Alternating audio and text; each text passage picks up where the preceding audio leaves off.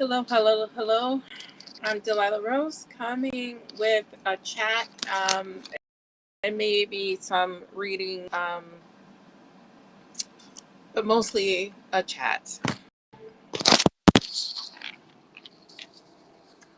Hello, hello, hello. I'm sorry, I didn't realize I didn't have my mic plugged in. Delilah Rose coming with a chat and maybe a reading or readings, but mostly a chat. I just want to talk because I just need to talk things out and not necessarily with anyone I know, but just with the universe. And I'm just really talking through some of my experiences at this time because I'm kind of having a rough day. Not kind of, I'm having a rough day. You know, when you're a spiritual person, not kind of, you know, you have a feeling, you have an inkling about when things are going to happen, right? So I know when things are going to happen, but sometimes you're still unprepared for what happens. You know, so I got word today that a former coworker and a friend passed away suddenly, and this is somebody who could have retired early. She uh, kept working because she wanted to be around people. Um, And so she worked and worked and worked, and she decided to retire about 2.5 years ago, just before the pandemic. And it was a sudden death. It was not expected, and that seems to be a theme in my life: sudden deaths. Right. So if I recount going backwards, I've had several sudden deaths in my life. So we begin with my father.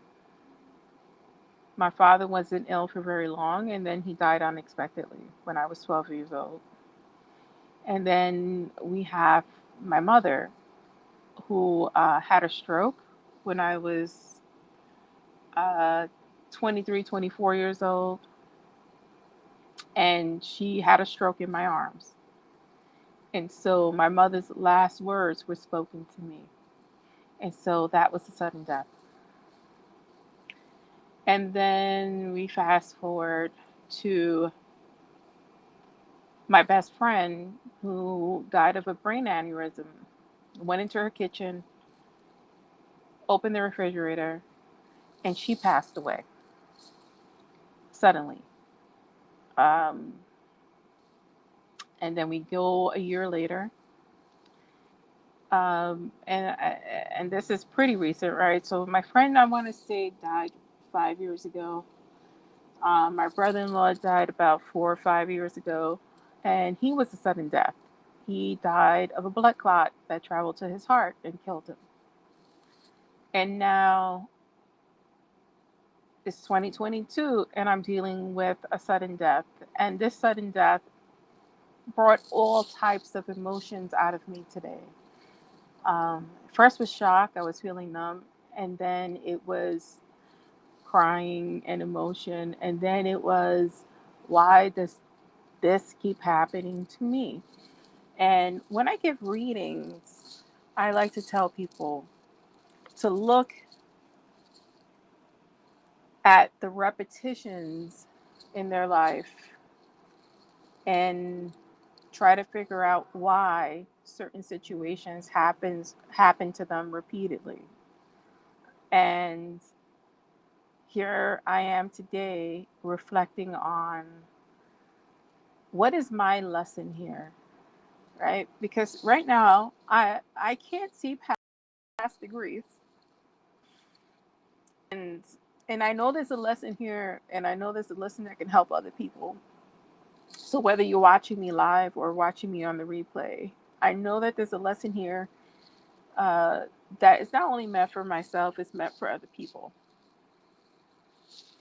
And I wanted to jump on here and try to figure that out, not only for myself, but maybe for others. So, Is it to push past the pain? Is it to understand that life is short and maybe I should take the bull by the horns?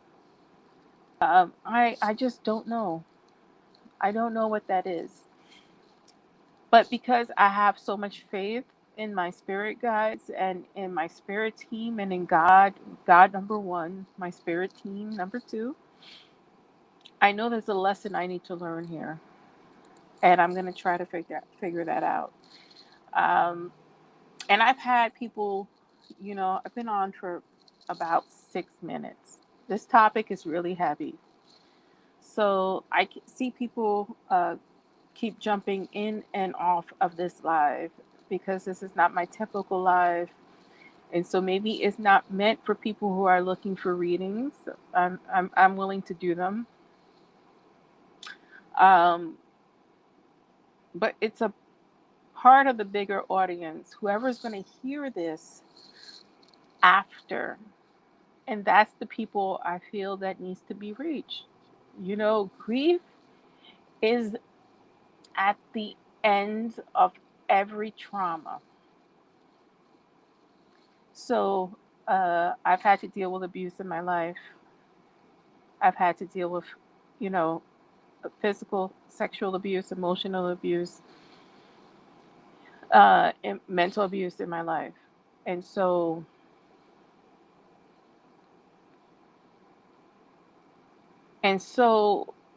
at the be- at the end of it, the beginning and the end is a grief. What am I grieving?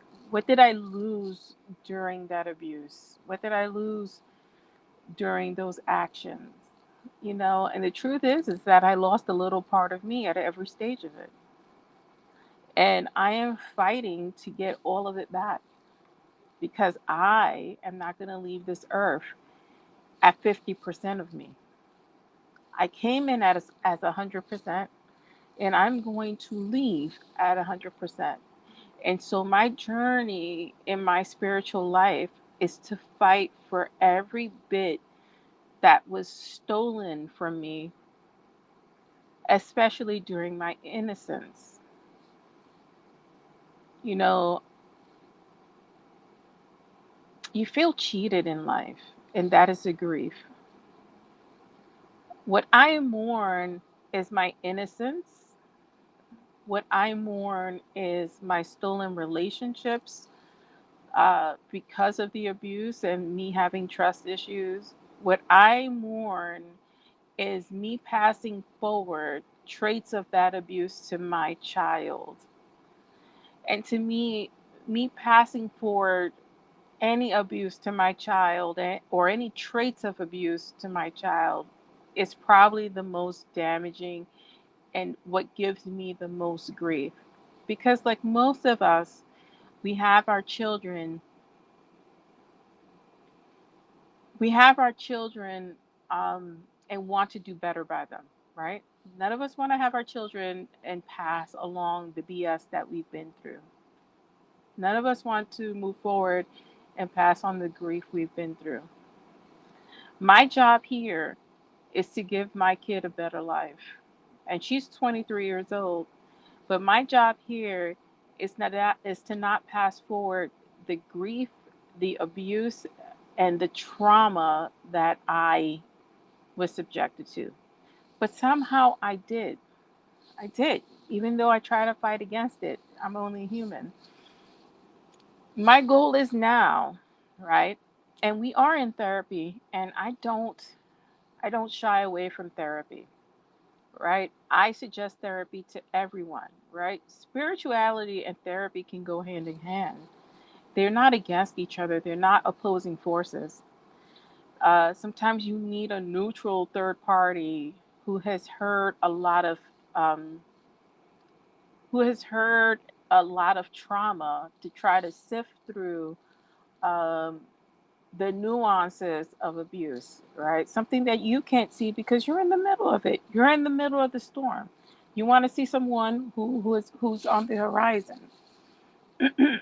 So my goal here today is to just talk about it because I'm releasing. I'm releasing the grief. And because I'm a believer in the divine, and I'm a believer in divining, my gift is from God, from the divine, from the universe. However, you reconcile that in your mind, I know how I reconcile it in my mind, um, is to give me guidance. And so I'm going to seek guidance from the tarot because I need help for myself today. So I'm going to show you my processes. Right? There's some processes I keep private, and but this is one that I'm willing to share, and how I use tarot to help me. So, if I didn't say so before, I'm Delilah Rose.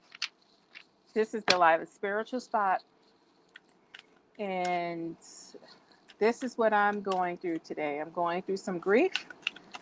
I'm giving myself some cards. If you are here and you are listening, please listen to the replay. Please share me out. I am giving myself some cards to reconcile my grief, and I hope you join me. So, this is how I reconcile. So, I'm going through a grieving period. I've had a lot of sudden deaths in my life. I've been through several abuses. And so, right now, I'm drawing cards here. And I have two tens, right? The tens are completion, tens are a learning lesson. Tens is what's going to treat me and help me focus on what I want. And what I want is to walk away from it all, represented here by the center card. That center card is the depiction of what I want. I want to leave it. I want to somehow get away from this. You know, there's something about the sands of time, and I love this depiction here as my center card because I want to leave the desert of remorse and grief, and I want to walk to the luscious land of water, of greenery, of lushness. That's what I am seeking. I am seeking this 10 of Pentacles, the happiness, the breaking of cycles, and starting anew, providing something for my family that my ancestors could not provide for me in their lifetimes. They are providing for me in their afterlife, and I'm able to connect with them. So this is what I'm seeking. I'm seeking solace. I'm seeking a new beginning for my family. When we have swords is our mental state. And I am going through it mentally right now because I am in grief. And we have the Eight of Swords. The Eight of Swords speaks to my grief. My grief is temporary. People pass on from this earthly plane, and that is part of their walking life, part of their destiny. They are no longer sad or empty when they leave here. We are the ones feeling it. So, this description of the Eight of Swords, of me looking in the mirror and seeing myself bound, it's the things that I choose to be bound to. This is not what our loved ones want for us. They don't want us to be in the trap of grief. Let's move forward. Three cards. This is part of my healing. We have the King of Cups, and this is the energy I need to be in. I need to be the master of my emotions. If I can somehow work out the grief and understand that this is not supposed to be a lifetime, I can move forward and get this 10 of Pentacles, get, the abundance I'm looking for from my family to break family cycles. Me caught in this 10 of Swords, the end of the completion, me walking towards the lushness, is finding a balance between emotion and psyche. And I need to move forward with a type of balance in intertwined with my spirituality to break these cycles.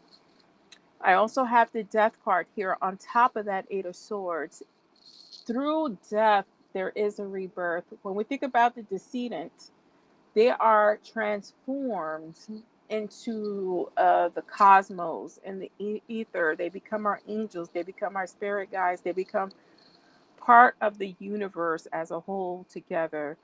And it is a rebirth for them, but it's also a rebirth for us to think about our grief, our time with these individuals, and what we need to learn from them.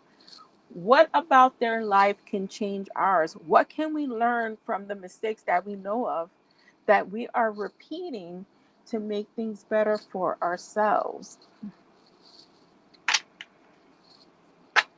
It's interesting that I can offer free readings and have people come and join and chat.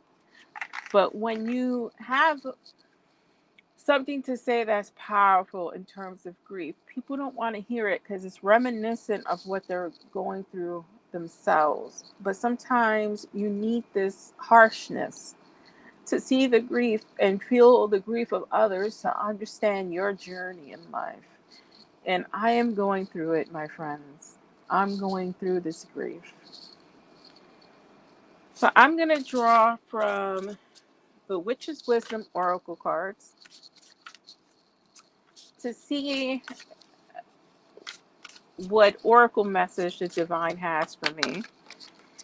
And we start with Watchtower of the North, Winter. I am going through the winter right now. I am going through the storm. This the spirit realm recognizes that, the divine recognizes that. But along with that darkness, there is beauty in it. There's beauty in the transformation. I got cauldron, containment, right? I the issue with grief is we try to bottle it. We try to contain. We try to minimize. We try to hide. And I am no longer cloaking my emotions. I am feeling it. I am no longer keeping it a secret.